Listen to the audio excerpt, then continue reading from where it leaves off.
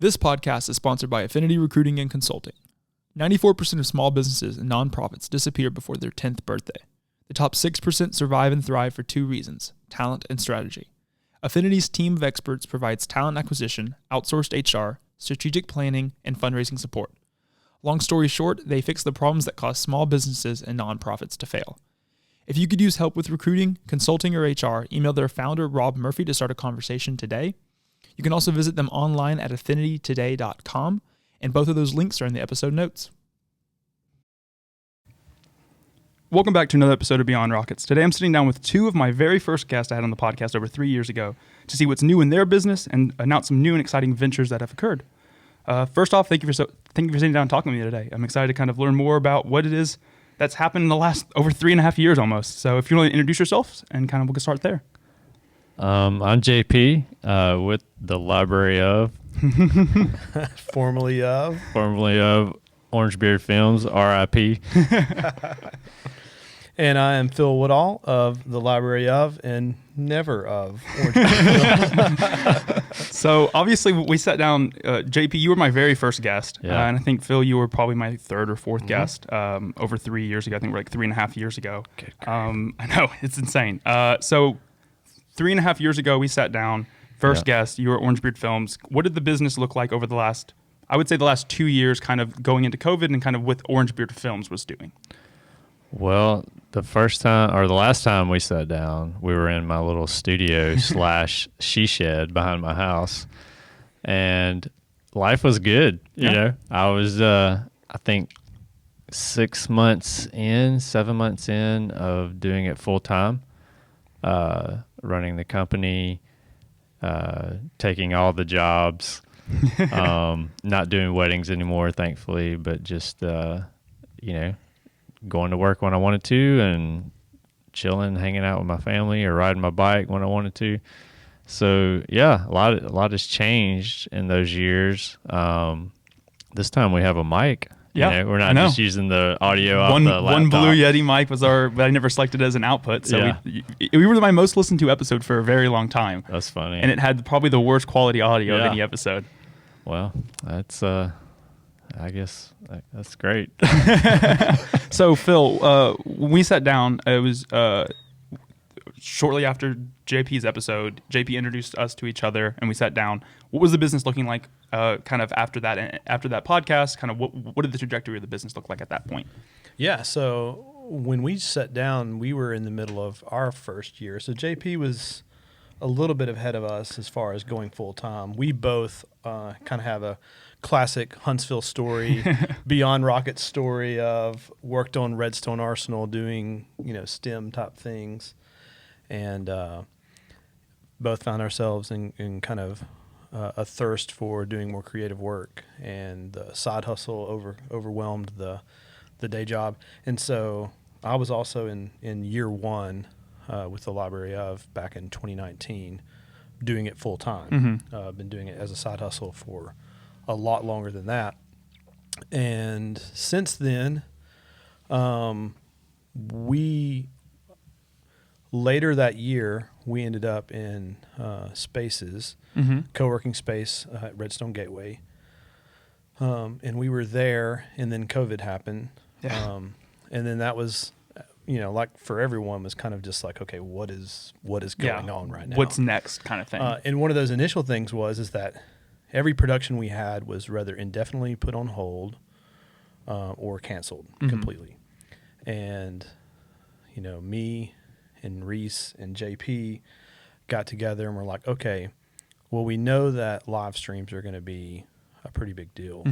So we kind of got together, didn't really have much going on, and kind of just put together like our own little commercial for ourselves to say, hey, if you're a marketer here in town and your live event just became virtual and you're on Google trying to figure out like how to do a live stream, maybe just hire us and we can help, and we can help you with that. Yeah, because I know at the time, I mean, we would run occasionally during COVID, and a lot of it was like, you'd get up and you'd ride your bike and you would kind of do all these things that you really enjoyed doing, but the work was just kind of here and there. It wasn't so like, what were you running? Were you like, what was your thing that you were kind of like? Obviously, like you want to be able to pour into this craft that you've created and that you enjoy, but then it's kind of on a halt. Like, do you find yourself doing like what were you doing besides like figuring out the live streams, like hobby wise? Hobby wise, I don't know that I was doing a whole lot.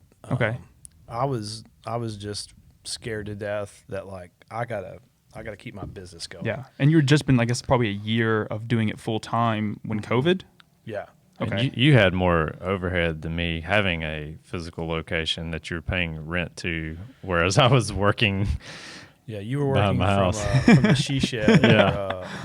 Little Love that Stinkers place. HQ. That's exactly what it is. And so, I mean, that's it wasn't as much of that, just more of like I felt like going into year 2, we had started to really create some momentum. Yeah. And it was like, man, I want to try to. I kind of gotten, the first year starting a business, and we're doing it from my spare bedroom, and you're like, no one knows who we are. Yeah. And it's like, I feel like we can do pretty good work. I feel like the people that we do work for, like it resonates with them and they're excited about it. And it's like, all right, this is a lot of fun. But you go from the first year of, okay, how do I get anyone to know who we are? Yeah. And to get in front of people. And we've kind of rounded the corner on that, and we're starting to get really busy, and then that leads to more problems, and we can talk about that later. But it was like, I want to keep that momentum going. Yeah. And so for me it was, how do we do that? And the other thing was I'm super involved with my church, and so I'm doing meetings with them to kind of figure out like how are they adapting to how are they operating now that it's just a lot, just a live stream experience, even though they've been doing live streams forever. It wasn't like, how do we do that? It's more like, how do you, just as the church as a whole, how do we kind of bridge the gap until we can figure out what in the world's going on? Yeah. And then other thing is we were also talking with like Lauren from Bold, about like how do we help some of the food and beverage industry, because man, they were really suffering. Or like a gym, like some of these small businesses who like, yeah, we're hurting, quote, but there are easier ways for us with live streams and things to continue to make money. Yeah. Digital marketing became huge, super huge. Yeah. So how do we help some of these other industries where they're suffering in ways that we're not? Yeah. Like we got off pretty easy. And so I was trying to figure out like, okay, how can we do what we do to help them? So we were on too many Zoom calls or Teams meetings or Google Meet. I think I've used 47 different video platforms to have a meeting. But it was really just trying to figure out, okay, how can we help some of them, and we did some initial work with Fat Sammy's, kind of pro bono, because they launched on a Friday night, and then Governor Kay Ivey announced that Saturday at like 5 p.m. the shutdown for the state of Alabama was happening. Yeah. So they launched a very awesome tiki bar restaurant at the most inopportune time. Oh, yeah. And so, we got together with Lauren and was like, okay, what can we do to give back to a super cool, concept? How can we help them kind of bridge the gap until they get back? Yeah. And that ended up turning into a little bit more work where they actually paid us to do some continued photography and stuff because they seen some value in it.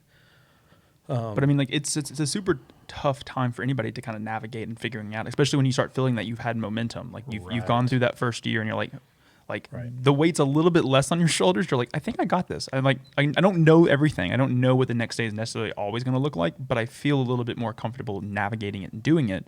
When did you start really seeing, for both of you, business start ticking back up post COVID, or at what point?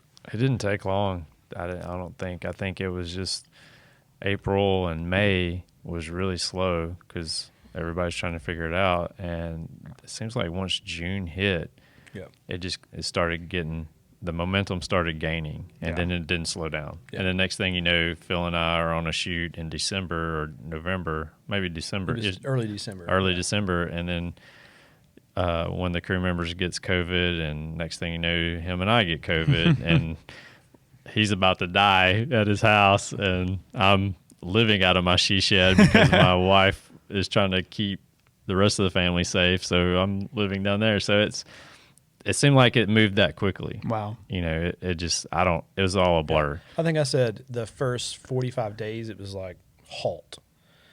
And then from my perspective, marketing departments really just started to realize that, okay, live events are not happening. So, they have budgets for live things. They converted all those dollars to digital, and then it was off to the races for us. We ended up, gross revenue making more in Q4 of 2020 than we did all of 2019. Wow. Because it was some of that was just the way invoices ended up getting fulfilled and paid, and some of that was just the shift almost. It got really crazy. And that's where that, the problem of how do we get anybody to know us to how do I do all of this work? Yeah. How do I figure out, like at that point you almost have, the work is not an issue. It's just being able to fulfill the work in the allotted amount of time. Like the expectation of delivering the project was figuring out, how can I get this done when I already have 3 other shoots to do today? Yeah. And some of that was helping some clients find other vendors because they had a time-sensitive project, whether it's like an event that's coming on a certain day and we're already booked for those days. Because at that time, it was, if we had something that we couldn't do, I would text JP and he would be like, "Oh, sorry, I already got like 3 things that day." Yeah. And then you just kind of go on down the pecking order of other people that in the industry. So it was in 2020. Was that when you really started working, both of y'all together in your individual companies, but working on projects together and kind of being that, hey, can you run a camera too? Or hey, I have this big job. Can we allot this like week to shoot? Can you allot? Is that when you really started kind of that relationship got built? Yeah, that really kind of forced it, because, we would hire each other every now and then, but it really didn't make sense until then, because then we were both like, I remember I got hired for a really, at that time, that was my biggest project. And I'm like, okay, I need some help and, some real help. So I remember hiring him and Phil and Reese. And then it just seemed like that was the norm. That was kind of the thing. And then when I wasn't hiring them, they were hiring me. And that, Q4 was all of us. There were quite a, there's in Huntsville, especially with some of the smaller clients, there's lots of work that you can do with one main person and an assistant, and then you turn around and do the edit.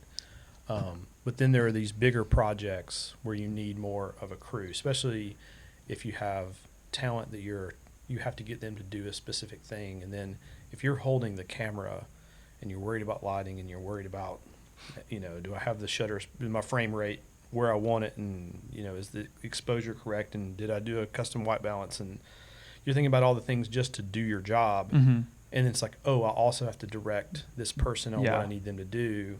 It becomes a lot. So you're going to end up eventually dropping the ball in one area, and so that's why in a proper environment you have those. The more you can start delegating different jobs and tasks to different people, and then let you just stay in your lane and focus, kind of the better it becomes. And then the other thing is when you have bigger projects, the client wants to be there as well. Yeah. And if you're so self-absorbed with what you're doing, you can't. Your role as the business owner almost becomes hard to do, because you're having to actually run the camera, do the lighting, do this. Yeah, because they have questions. They want to know what's going on, And those big clients are the ones that you want to make sure you're able to have for projects every single year. It's not just like a, hey, one-off sort of thing. So for me, it became, and vice versa. JP loves, being the DP and so even on his projects, a lot of times what he would do is he would continue to do that job and then hire me just to direct, and say some stupid dad joke, even though I'm not a dad, and disarm someone who's not used to being on camera and say some stupid joke, that they've all heard like 15 times. And So They're so funny. The Q4 of 2020 was really that turning point almost of just like, hey, like there's the work coming in. yeah, We're Q3 into Q4. Yeah, it was just a lot of just like back and forth. You working on jobs with him, but you're in the Library of company, you're in the Orangebeard Films. Mm-hmm. People knew you as individual companies, but you were doing a lot of shots Well, together. there's and work together. one job that we both were bidding on it, and it's funny. We just kind of randomly found out. I was like, "Hey, are you bidding on this project?" And I'm like, "Yeah." Are you? And like, well, we're both bidding on it, and then one of us got it, and then we all show up to the set, the first day. And so then I'm like explaining to the client, I'm like, "Hey, I know you hired, Orangebeard Films or the Library of, but you're getting all of us." Yeah. And I was kind of nervous about that. You're like, oh, please don't say that's a bad don't idea. Don't be bad. But I mean, because his creative treatment was different from mine. Yeah. And I mean, obviously that's going to be two separate things. And so they just went with whatever was closer to their brand or whatever. Whatever the reason, that's why they picked that. But the great thing is, it's like you still end up getting both of us as far as, we're going to go with this idea that you picked, but you're still getting, the best crew possible. And so she loved it. She thought it was great and was totally cool with it, which was great because that would have made for a really bad day. Really awkward time. Exactly. But so, I mean, I feel like for some business owners, it's a little tough to figure out the delegation of things because it's hard for them to get it off their plate because they feel like it's, they're hiring me for my creativity. Like I got to be creative because they're hiring me because they like the work I do. Right. But it seems like it's been pretty easy for y'all correct me if I'm wrong, but it seems like it's been pretty easy for you over your time within the industry and within the businesses to see the value of other people helping you with your stuff and delegating those roles and trusting it. Has it always been that way, or has it been something that you've had mistakes and you've kind of learned and you've gotten better at it?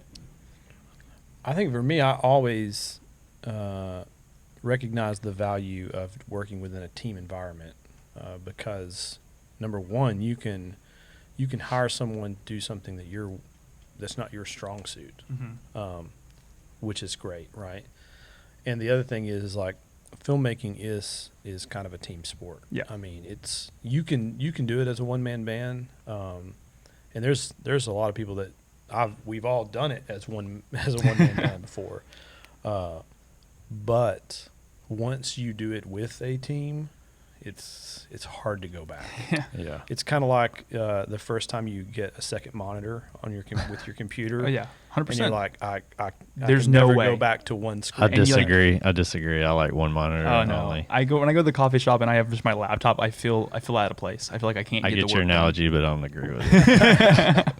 So you start. I guess that conversation with the one client that you're working with that you ended up both working on the same job that you both bidded on, was that kind of in 2021? That was 2020. 2020. Okay. That was Q4. Okay. Yeah. Mm-hmm. And so 2021 comes along, and I mean, was 2021 just as good as the end of 2020? And like, what did that look like in 2021 for both of you? Because I mean, at that point, you're both still individual companies. Well, we rolled into 2021 with him coming off of a really bad COVID Yeah. experience, and I was better and fine, but he looked pretty rough. We were at the first shoot of the year in January, and I have a picture of him, like, I don't know, maybe 2 hours into the shoot, and he's just like half asleep, sitting with his hand like this, but that it didn't slow down. Yeah. Yeah. So all that momentum that you finished off 2020 with, 2021 was didn't miss a beat. Bonkers. It was probably more. It was more expensive, or more expensive. It became more expensive. Yeah. I had to hire people. Yeah. It became even crazier on some. It was just sustained. I think that's what it was. It wasn't these like bursts of sprints of okay, let's go through the month of October and then let's get through the month of December. It was A constant. just January is always kind of a little bit more chill. That was the slowest month. Yeah. Yeah. But a lot of invoices that were fulfilled, like sent out in December, got fulfilled in January. Yeah. So Okay. So you go through 2021 and you're both, obviously the reason that this conversation is happening is because obviously you're now together. Mhm. When did Yeah. those conversations and when did that first, like, even did you throw it out in 2021 of like, what if we did this? And then it just kind of like put it on the shelf for a little while and then came back up in 2022? Or take me through that. I think we've always, like, once we started working together more, I was like, we need to just make this happen one day. And he said the same thing. I was like, well, you know, I was putting feelers out there, like, do you like me? Do you want to be my friend? How far can I take it before he gets mad at me? Yeah. So yes or no. Yeah. So over the years, like, I guess we first met, 2018, something like that. Yeah. And then really start working together till. Well, I heard you in like October of 2018 to go to. Oh, was it Northeast then? Okay. To do drone work. Yeah. To kick the tires, so to speak. Yeah. So you always kind of like had this in the back of your head. So was 2020? I think we toyed with it. It's like, so kind of back up, and I'll let him tell his side, but like, there was part of me that I didn't want to let go of my company. Oh yeah. You know, because I liked having my own company. I like the flexibility. I liked that. Like, hey, I'm my business owner. This is my company. Exactly. I've built this from zero. But it wasn't so much as I want to have an empire or a big business. No. It was more for family reasons. While I liked having my business, I can spend time with them while my kids were still home, and not have to drive to the Arsenal every day and go to work and be there all day. So it was that time of my life. That's what made sense. Mm-hmm. And so now my older kids are now, you know, grown and out of the house, and so we just have two younger kids mostly at home. It's different. So putting those feelers out there, figuring it out, you know, there's no way in 2021 I wanted to do that. Yeah. You know, I was so busy and he was so busy, we couldn't even figure out how to make this one thing. Exactly. And so then, and same thing, like, you know, I had Samuel Johnson, who came back from the Air Force, and he started working with me. So it was like we were a tag team. You know, that he was my go-to guy, where Phil had Reese was his go-to guy. So it was like his team and, you know, my team, and, you know, we were just separately operating, doing our own things, and then we come together for bigger projects. But it was like we were so busy. It was I don't even know, you know, what that looks like. So so 2021 was a blur in that respect. But yeah, in the back of my mind, eventually I knew it was going to happen. I just didn't know when. We started, I think we had the first formal conversation about it in June of 2021. We were at Baumhauer's. You remember? Oh yeah. And so we started talking about it then. That's when chicken wings were like $22 for 12 of them, and they were little bitty guys. That's true. Yeah. Yeah, so you remember it because of the chicken wings, and you remember it because it was the first time you talked. So I guess you both were in different headspaces at the time. I think all the time. Food. That explains our relationship. Yeah. Yeah, because we started talking about it then, and I think what it, you know, I don't want to put words in your mouth, but I think part of it is, you were kind of operating Orangebeard sort of as a one-man shop, but then subcontracting out a little bit. Mm-hmm. And you got so busy that it's kind of like, okay, where do I go from here? Mm-hmm. So and you have it, and once you're in that world, you have to make a decision like, okay, do I build a team, and then now I'm not holding the camera anymore. Mm-hmm. I'm managing people. Mm-hmm. And is that what I want? Right. And I think for you, that was not what you wanted. That was, I mean, he's you know, nailed it on the head. It's basically, I saw like, okay, back 2018, leave my full-time software development job, go do this thing that I really want to do. That was a leap of faith. Now, I didn't expect to have to make this decision or think about this as soon. 3 years. Yeah, 3 years in, business is growing. This is different. I have a she shed that I'm working out of rent-free. All the money that I'm making and reinvesting in the company, and there's no overhead. That's what I'm trying to say, except for when I hire, you know, contractors. And to hire somebody full time, that's a big deal. Yeah. Get a space, that's a bigger deal. Sure. You know, and I think we both were looking at spaces, and he, you know, just because I had no clue, like, how much does a office cost, and then looking to see that for $2,000 you can get this dump, or for $5,000 you can get this bigger dump. You know, And you would hate to go into a place and think this space is big enough for the team, and then you realize now you've hired somebody, you can take on more job, and now the space you thought was going to be Yes. perfect for a while is now like, you know what? I think I'm outgrowing this space. And then you're like, now where do I go from here? Well, like it's just going to get more and more, and the overhead just becomes so much greater. Yeah, and you know, like Phil was saying, what I really like to do is operate the camera. You know, really work with the director, work with the team. So all the things that I really loved about my job, I was not going to get to do anymore. Yeah. And so that's where the questions started coming into play. Like, you know, what, you know, which direction do I want to go if I had the opportunity? And so, you know, back to praying and trying to figure that out. Like, what is, you know, what should I do? You know, and that's when I guess we started being more intentional about talking about the future and things like that. Yeah. And still putting feelers out there. Do you still like me? Is this relationship going to be okay? Yeah. Well, for the longest time, I didn't think you would ever want to relinquish Right.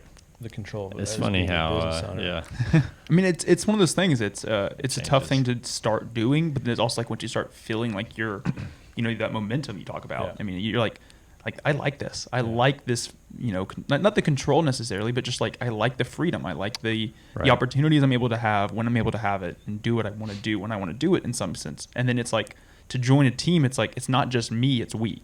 Right. And that's a tough thing, especially when you've created something that it was such a big leap at the time in 2018, and now you've like, wow, like I've grown this so much that now I have the opportunity to take this another leap. Mm-hmm. Yeah. Well, I think JP started fantasizing about not having to use QuickBooks anymore. And Yeah. There is all parts the of things. being a business owner that it's like, oh man, I wish I had help with this on someone to like bounce this like, hey, and finances is definitely one of those. Well, the thing, I mean, Phil's really good at creative. That's, I mean, and one thing, you know, so I started thinking, all right, so if I go my separate way, because this is kind of what it's going to be, is like I would have to end up we'd have to be competitors again. Yeah. Eventually it would be where if I'm not going to come to work for him or he's not going to come to work for me full time, we're going to have to go our separate ways, still be, you know, cordial and friends, you know, which we could do. We could make that work. But I'm such a competitive person, I know that it would end up hurting that friendship. Yeah. And so it was really looking at my pride, you know, really like taking a look at myself and like, what did I really want? You know, do I want in 10 years, do I want to have this, you know, business that's doing really well, but also be very isolated and separate? Or do I want a friendship and something that I can help, you know, grow and take a backseat? Yeah. You know, but still feel a part of something and be a part of something that's bigger. And so it was, you know, it was a lot of that, you know, and once you check your pride and try to realize that, you know, you're not as awesome as you think you are, you know, and things. And I quickly realized I don't want to be a competitor to Phil Woodall. No. He will rip you a new one. Yeah. He is always going to be more creative. And he's always going to have better dad jokes. So yeah, and if you can't compete on those two things, what can you compete on? Yeah, what are you living for? Yeah. So, oh boy. And so it was. I mean, and I've seen a lot of my friendships get ruined in business. Some of it's on me, some of it's on them. I'll own up to it on my part on a lot of things, and I'm like, you know, I hate this. I hate this side of business. Because I remember complaining to a friend one time, and I'm sorry, this is a therapy session, but just kind of complaining about, you know, this and with this friendship, and he's like, well, it's just business. I was like, yeah, but I take it personal, you know, and I don't want to do that, you know. Yeah. And I'm still working on. There's another relationship, the man that Phil laughs at me because he has a really good friendship with this person, and they're competitors, but for me, I'm like, I don't like this person, you know, I want to beat them, you know, because I don't know why I'm so competitive. It's another flaw that I have, but it's really like at the end of the day, I want to be a part of something bigger, something better, and not have to ruin relationships because of it. Yeah. So that first conversation was in June of 2021, but the actual, you know, joining didn't happen until 2022. Yeah, July 1st, I was officially a TLO, the library of. So talk a little employee. bit about kind of both of your perspectives, kind of from June till when it actually became an official thing. What was happening behind the scenes to make it work? Because I know there's a lot of things, like you said, that you were bidding on similar jobs, and they know you as Orangebeard Films, and they know you as the library of. And there was a lot of that. When do we come together so they know us as this group, not as individuals and all that? I think most of it was, there wasn't a lot of, I don't know, thinking about it, but we were so busy Yeah. that there wasn't a whole lot of sitting around. Pondering it. No.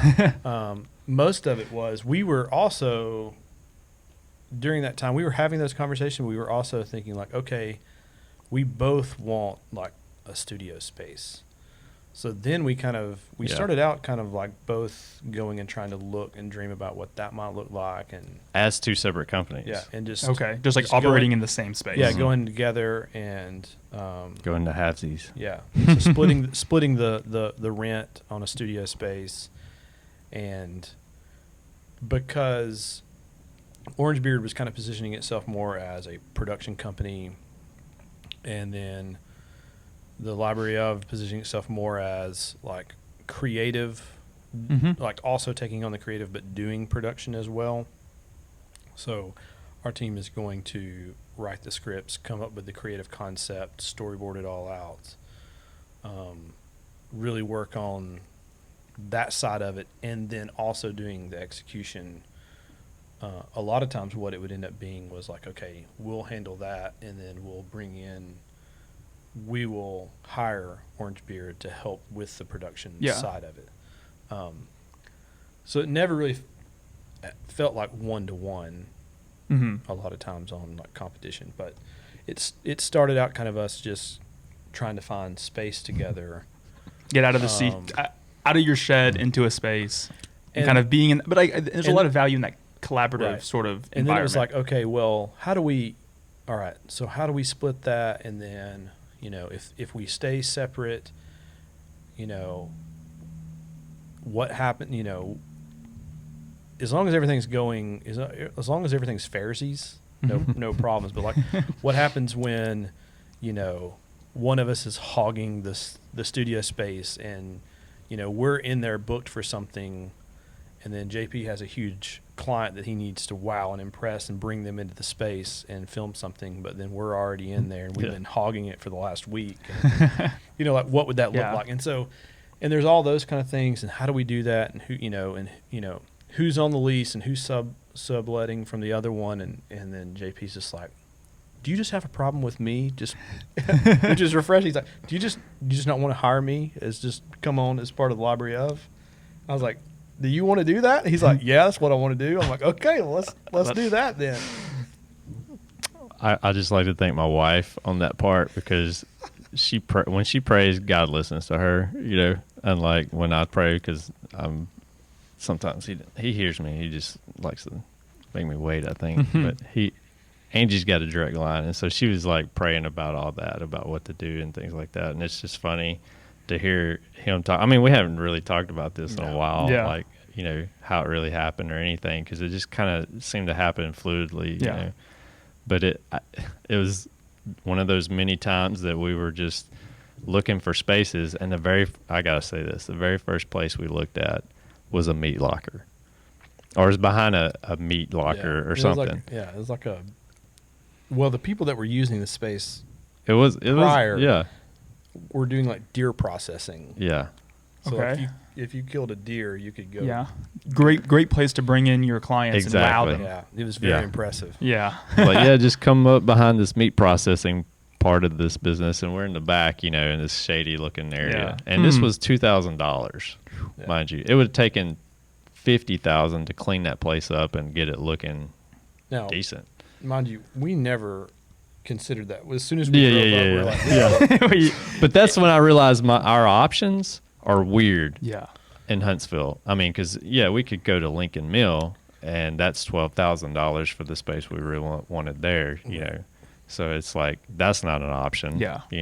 I don't like to owe people money, which is why I stayed in my studio for so long. I could have had, once it started getting weird where clients were coming to my house, like unexpectedly trying to find me, then I was really, I got to change my address. I've got to get out of here because this is not going to work out in the long run. This is about to get super awkward for people. So when in 2022 was that like, yeah, I just want to join. Like, let's just make this a thing. Like, was that in April? It happened pretty quick, I think, right? Yeah.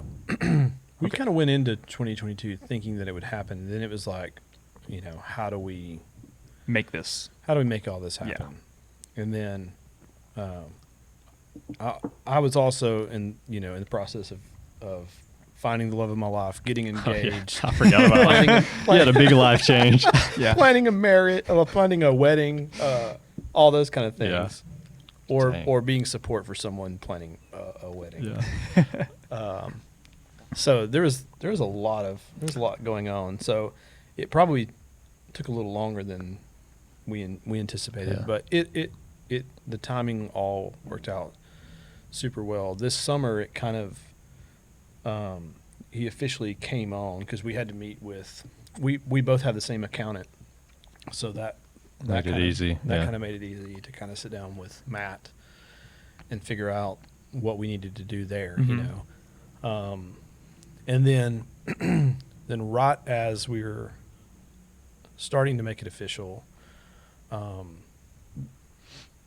Orangebeard got an opportunity with a client that was a conflict of interest with the Library of.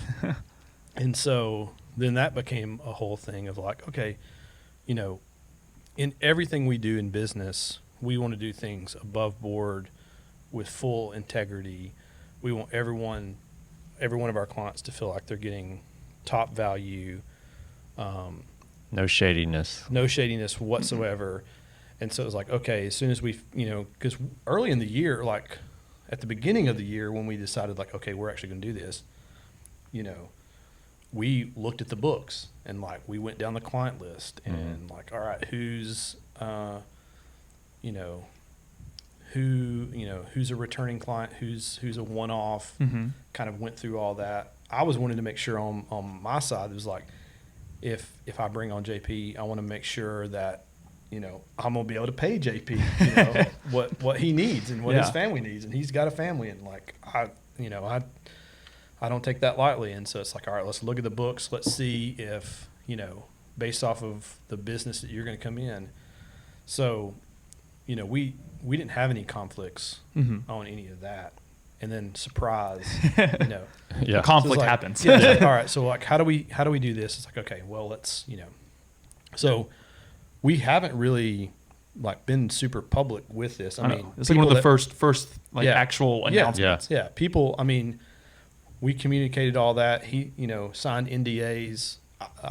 He was already in the space when he started working on that project.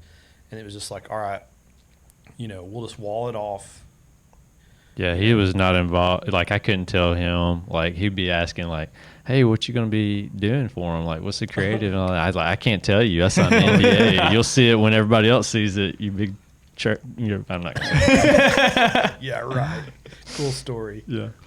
No, what it really was is he was wanting Sophie to edit it for him. Yeah. He had to open up Final Cut again. I haven't edited in over a year. Samuel's been my editor and everything, and so I can't use the Library of on this because I signed an NDA. I told the client, just be me and private contractors. No the Library of employees, and so that meant I had to edit it. Because Samuel's in a different stage of life right now and everything. And it's just, and I wouldn't even know what to tell him, like, hey, because there's a lot of footage and everything. And I'm actually still editing it right now. But yeah, so I had to relearn how to edit again, which, it's just like, as they say, riding a bike, it comes right back to you. It's kind of the same way. But I didn't learn how to ride a bike until I was older. So I still, late bloomer. Still struggle with that. But. So there was a lot of like schedule, open up the calendar and it's like, all right, can we do this on this day? And it's like, JP, are you available on that day? So like that, it seems like, I mean, besides that one hiccup almost, I mean, everything kind of moved smoothly and kind of as both your stages in life kind of, it just happened. It what wasn't like, obviously it could have happened earlier, but like when it happened was the right time. It was the right time. Yeah, for sure. And then, but since you've gone together and you've now been in the office and you're now the library of not just Orange Root Films, not just library of, you're all together. You've grown it. I mean, there's a team. Yeah. There's a team behind you. Yeah. And I think one of the important things with the team, and as you kind of have a space that we're actually in, is the culture that you create within the team. So Right. I mean, the culture dictates a lot of the results you're able to produce is dictated by the culture you're in. How do you try to create this atmosphere of creativity and this culture that you've created? Because obviously, as you continue to grow the library of, you're going to be continuing to add more and more people. Right. That's a great question. I think one of the things has helped me a lot is, I know JP, you kind of led a team while you were on the Arsenal. I managed the software team. I never was doing that. I was a part of a team on the Arsenal, and I would be like project lead on some projects, but it wasn't like I had people reporting to me. Okay.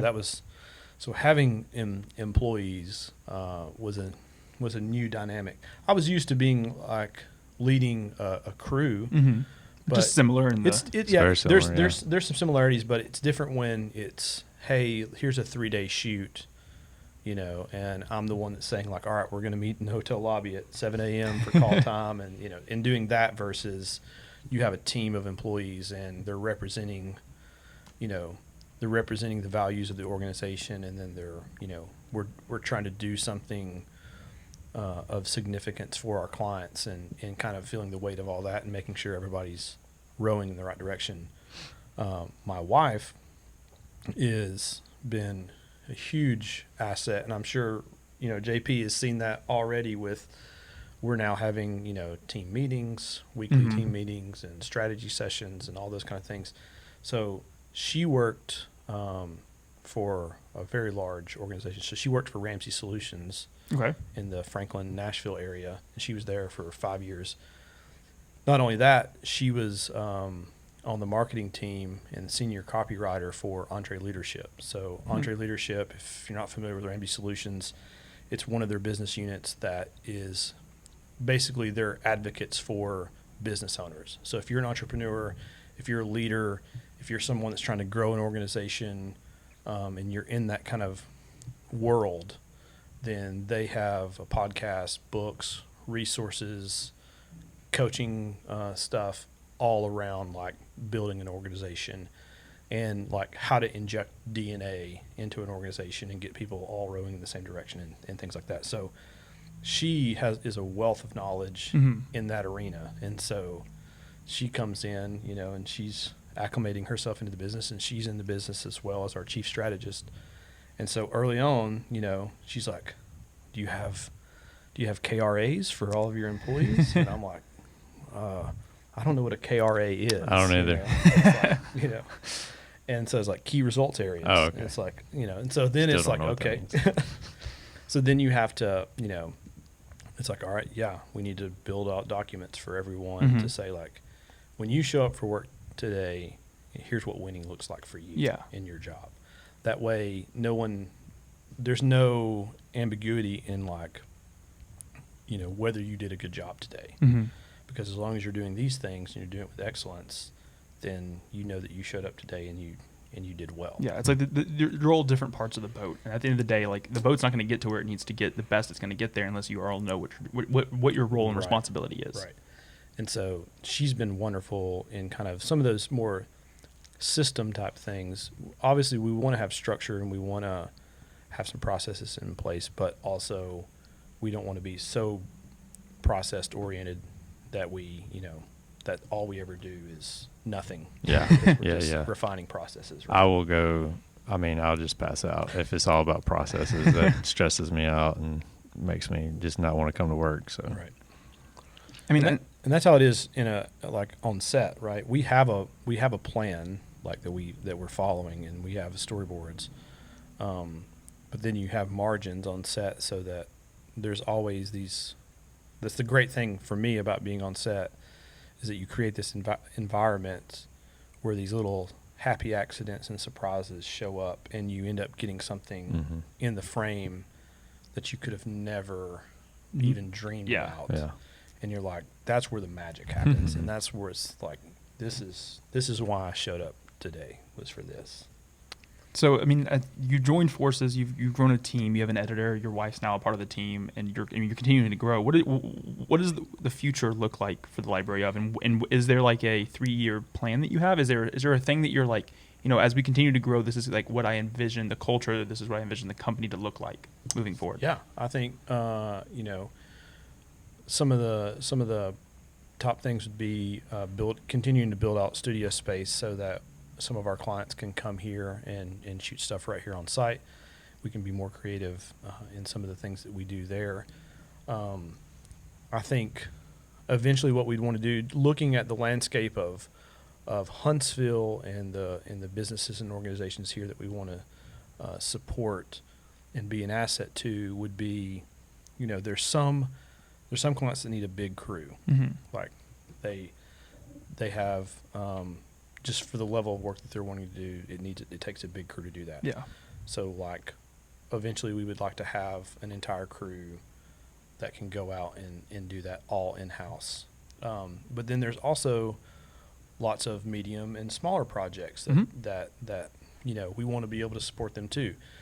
Sometimes if we only have so many people and they're focused on these bigger projects, then when a super small business or a micro business comes and maybe wants us to do work with them because they see what we're doing and they're like, I want that. Mm-hmm.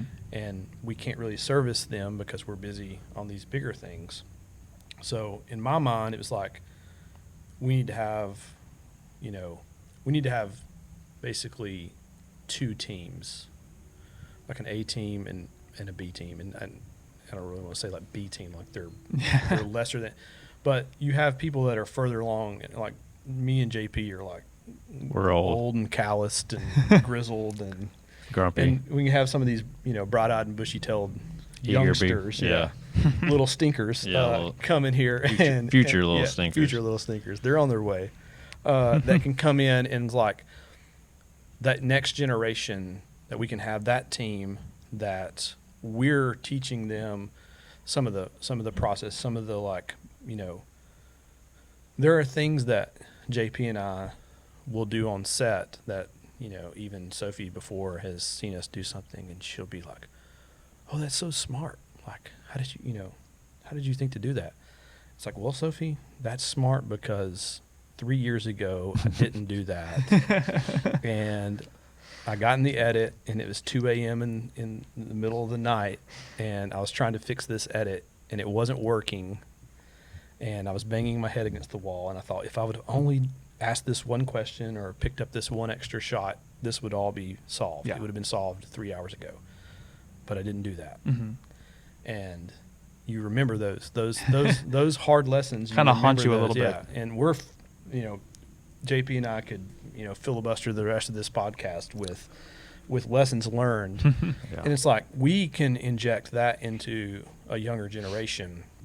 And so we, my vision would be for, on those smaller projects, to have someone on the A team go out with the B team on these smaller projects so that like there's still the oversight. Mm-hmm. It's still going to be library of quality, but it's not going to be, you're not going to have to pay the same price as you would on some of this. Makes sense. Some of these other things. Because, I mean, at the end of the day, you started the company to, as the company's grown, you've had bigger and bigger clients, obviously. Right. But, you started to help out kind of that small business entrepreneur themselves with what they need. Yeah. And so, to not, I face that too. It's like the big clients are great because they pay great. And, you're able to really provide a whole different level, not necessarily a level of value, but, just a whole complete package that is maybe more inclusive for them.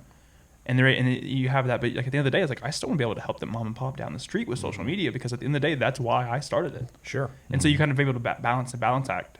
I think that's what's super interesting to me is that you're willing to pour into the people my age, Right. and people that are just getting out of college or even in college. Because I think, do you ever think about, for the both of you, think about what it would have been like if you would have had an opportunity like you want to give to the younger generation when you were that age? Is that something you think about often? I think, I came from the software world and I remember coming out of college and nobody wanted to help me. Yeah. I was struggling, coming out of college and wanting to learn and also do good work. And I don't know, maybe when you get older, and maybe I'm this way and you can tell me if I am, it's like you just don't want to be around younger people and you don't want to help because you may see them as a threat or something like that. I've never thought that, but the ones that I have found, I've had good managers along the way, and I've learned that, like, okay, when I'm a manager, I want to be like this guy, and I want to make sure that I hire people that are smarter than me and better than me, and I want to pour into them however I can, because it's important. I wouldn't have come to work with Phil if he wasn't better than me. He's way better than me at a lot of things, but I can help him not be stressed out. My goal is to help him be successful, and that's what the younger generation can be. Is like, we want those people to learn these things, and a lot of them are really good. Like they can make some really great videos, but they're not professionals. Yeah, they're horrible in front of a client because they don't know how to be. Nobody's told them, like, this is how you act around a client. They understand how to provide the value of the finished result, but the actual business owner role is super tough. talented creatives. Yeah, for sure. Exactly. And I think that is something that we did learn by being on the Arsenal. Exactly. Like being on time. I mean, I can remember. Still struggle. Yeah, maybe. Yeah, I don't know. In my job in the Viz Lab, I can't imagine. I don't remember anyone on our team ever being late for a meeting, because I don't know what would happen. if I mean, it just it was not. It was not an option. It was not an option. And I think what's cool for me is being on the side of seeing what y'all are willing to do, and like your willingness to pour into the younger generation and like be that opportunity for people to have internships. Because I mean, I know you've had you had that role. Because I wish there was more. I mean, there was opportunities for me, and like obviously I started something in college, but being able to have that, like, hey, you can do fun creative work in Huntsville, and it doesn't have to be black and white. Right. And I think that's what, like, for a long time it was. Being a creative was one of those things that was kind of tough, because it necessarily is, as Huntsville's continued to grow and it's becoming more, not accepting, but just more willing to say, like, you can do these crazy cool work and you can be able to sustain yourself and employees with a creative job, and being able to offer that to people that are in college, because like, hey, you can stay here in Huntsville and you're really talented.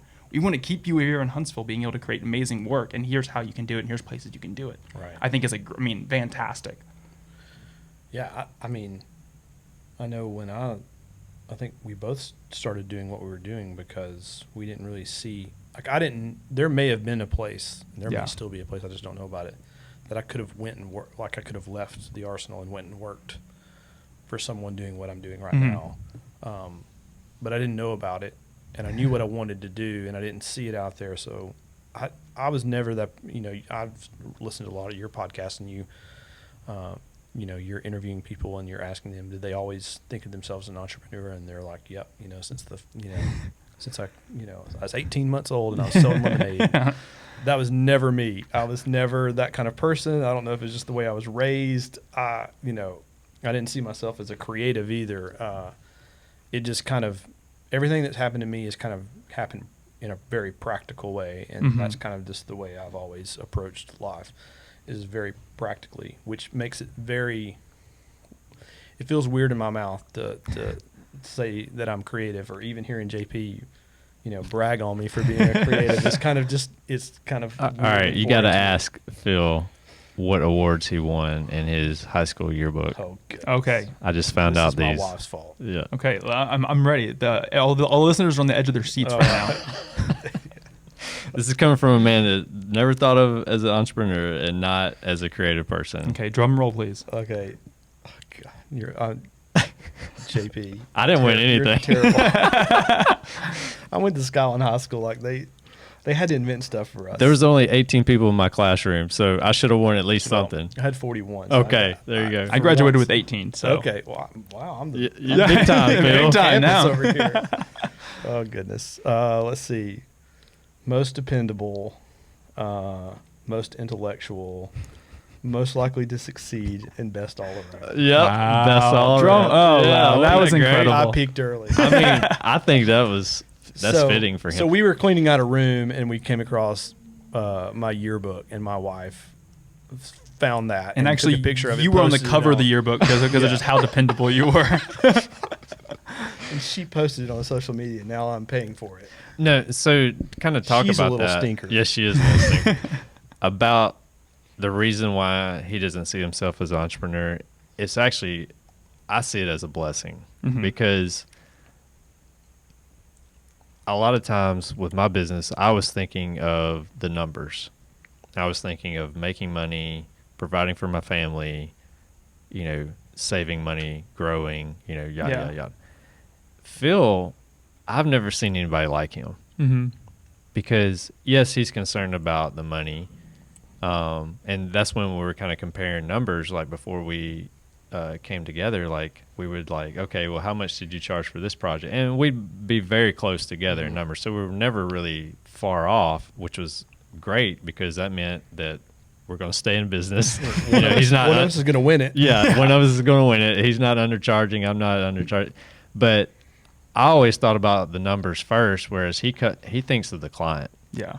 He's always thought of the client. He's always thought about what's best for them. Like I've heard him say, yeah, we could do this and take their money, but I don't want to do that. Like I think what's best for them is this. We need to do this. It's smarter to do this now and then maybe this later. And he doesn't approach it as a business. And I mean, I guess it is still approaching it as a business, but it's different. It's everything that I've ever heard from any other business owner working in big companies and small companies. I've never heard anybody talk like that. And that's what made me want to go work with him, is because he actually cares about people. It's not just about the money. And, that's what scared me about myself, going forward, because I was focused on the numbers first and then the client or then the project, and things like that. And I knew that, that just not need to be my responsibility. Yeah. It's his. Now we know why I hired JP for PR. I know. For He me, should my own just carry a personal- microphone around and I'm going to pump you up a little bit. I mean, I can't say enough great things about him. I mean, I know I get on his nerves a lot of times for things, and it's funny. We're still figuring out the battle rhythm of where he's giving me responsibility, where he's taking the hands off of things and doing things, because he's got his way of doing things, and if it's and I get it. He's really good at it. Yeah.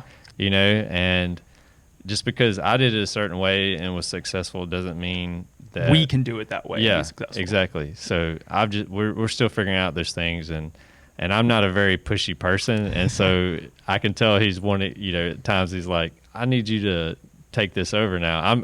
I need him to tell me when I can do this job or do this this thing or schedule this thing, because he's gonna still not control it, but just take that part. That's the hardest.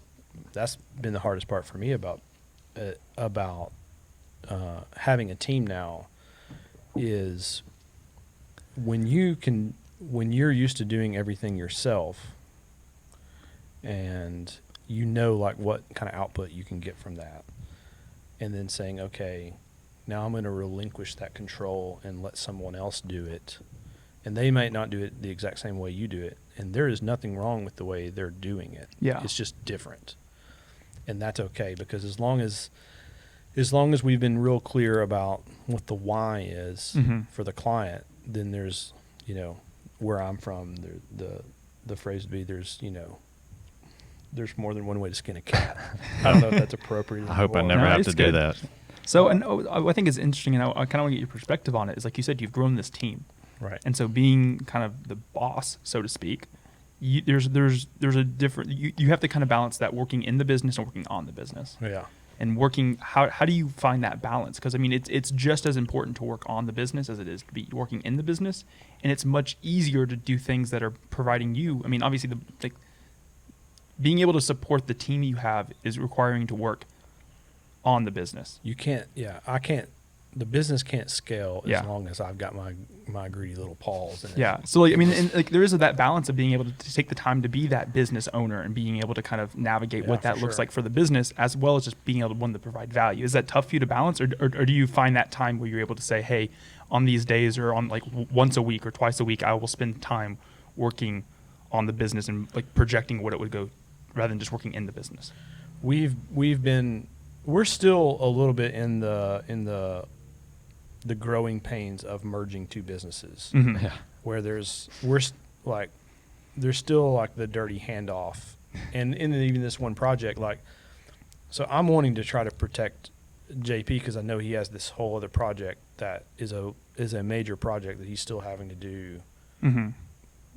as a one-man band, and then subcontracting out the rest of the things. So like I want to make sure that he's able to do that job effectively. So I don't want to throw too much extra on him. So like once that is off of his plate and that project is done and it's a success and everybody's happy with it, and then all of the legacy OBF projects are kind of, all of those clients are familiar with us, familiar with the way, because even though we're doing the same thing, there's all these little ways Mm-hmm. that we do things that are different. All these little nuances. And they're, in one way, it's like, we just have, I want them done a certain way just because, like, so that there's just uniform, and Mhm. there's really what we need to do is like have the processes and have it documented in a document, so that that's as huge. more people come on board, we can just say, all right, here's the way. Yeah, that is. I mean, it's a huge It's not thing. it's not the perfect way. But it's the way that we're doing it Yeah. currently, and that's subject to change. And I think that's what's interesting is the comment that you said Sophie made, where just like why did you do that? And I think there's a lot of things that both of you do that you just, it's hard for you to necessarily to write it down because you just don't think of it as something that brings value to the Well- process. But then you have someone, you're like, oh, like that's great why you do that, and you're like, I need to add that to how you do it. Well, one of the things that I'm always saying to clients that I think video can be very valuable for is that intuition doesn't scale. Mm-hmm. So like as a business owner, like a lot of people get into business because they're good at doing a thing. Mhm. And a lot of times you end up in leadership because you were just really good at the craft of whatever you were doing. Yeah. And now all of a sudden there's such a demand on it, then you got to hire people, and the next thing you know, you're not doing the thing anymore. You're leading an organization. Yeah. And it's like, well, why did you do that? Well, I don't know. I just did it. I did it off of gut. Yeah. And every business owner has to figure out how to go from like what I accomplished with my intuition, what I did with my gut, like I just made a gut decision in an edit. Like, you can, 1 or 2 frames difference in a cut can feel different. Mhm. Like even like 1/24th of a second can change the way something feels. And it's like, when do you make that cut? So I've had to start thinking about like, okay, I'm going to sit down with Sophie and give her notes on an edit. I can't just say, cut here, do this, do that. I have to think about like, okay, why Yeah. am I feeling that? And I think that plays a role in the culture because you've created that sort of valuation for your employees, saying like, I'm not just going to give you something and you're just going to have to know how to do it. It's like, I'm going to tell you why you're doing it, and if you have questions, please, like, there's that back and forth. Right. And one of the things we're always, communicating to our clients is that if our creative decisions are not in service to a business goal and objective that they have, we've failed. Yeah. I'm not interested in us doing a cool video because we've seen something on Vimeo or YouTube and we're like, oh, Yeah. that's cool. Like, 100%. We need to do that.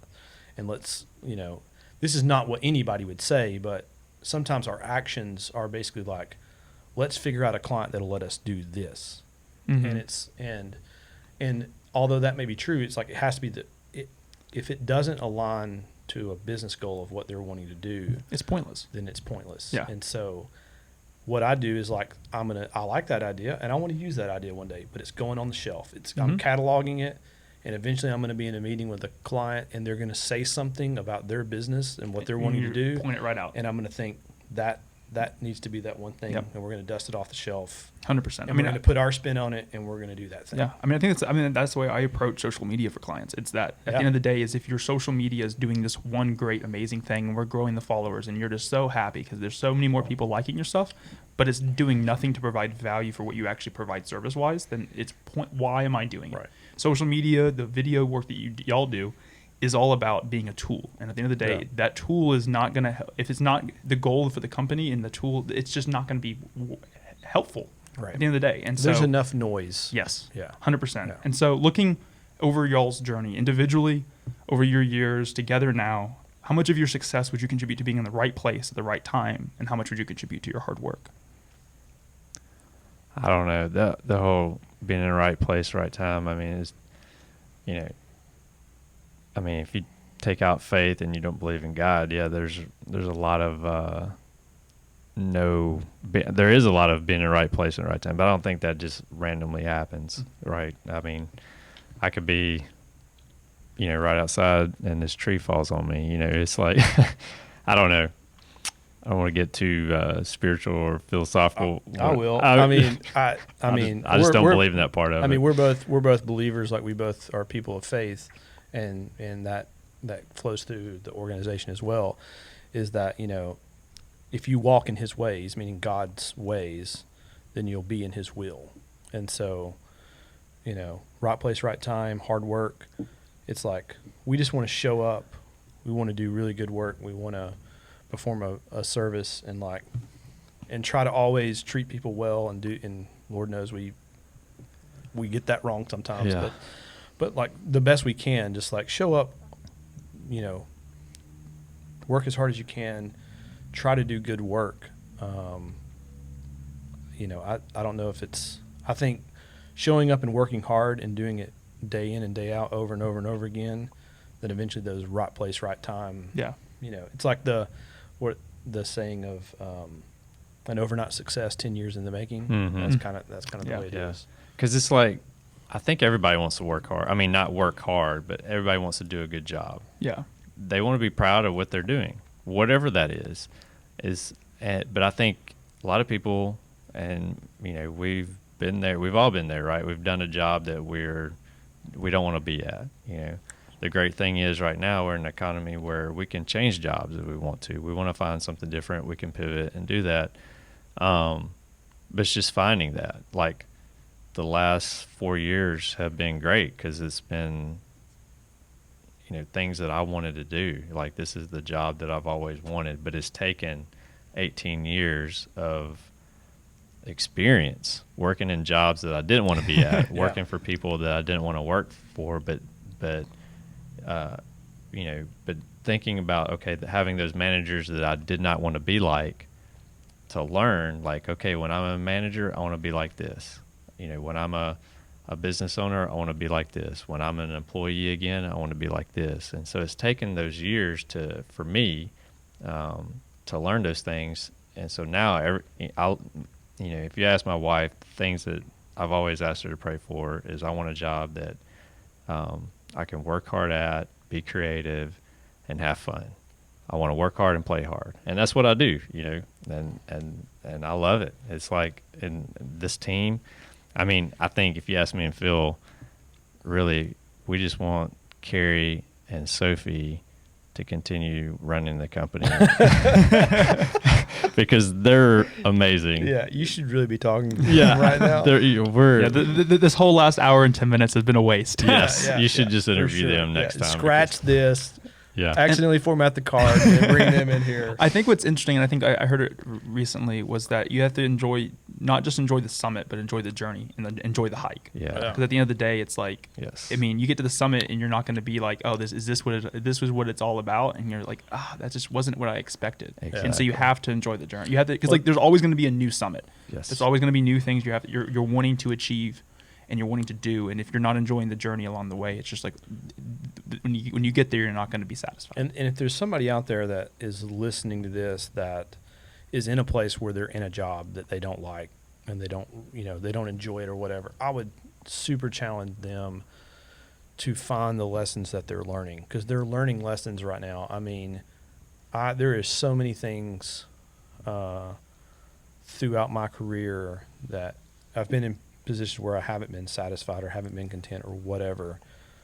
But now looking back, there are so many lessons that I apply every day from those times. Like every day you can learn so much if you'll, and sometimes it's hard to have the proper perspective, right? When you're so unsatisfied or so discontent, and it's not the story isn't like, continue to, like be actively figuring out what the next step is, but also like in the moment, be learning what you can, because I guarantee you, even in a crummy job or a crummy situation that maybe you feel like is outside of your control, there's so many things that you can learn that is going to help you once you get to the thing that is going to bring you the most life. That's exactly right.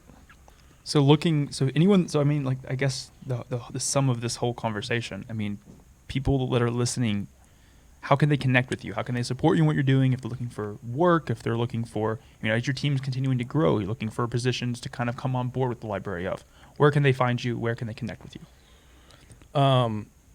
So sometimes we're active on Instagram. Sometimes we're not. We're getting better.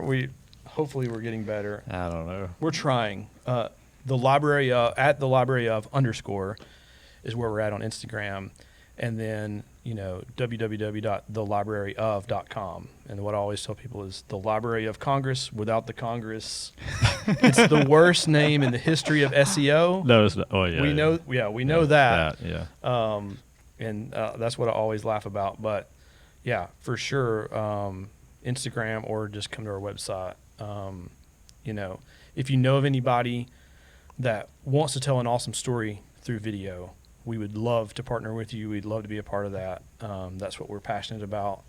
And we would love the opportunity to talk to you about, whatever it is you've got going on. And we love telling stories. Yeah. Well, thank you so much for talking with me. It's cool. You're the first guest I've had on again after having them on once. And so this is something that I'm looking forward to continue to do.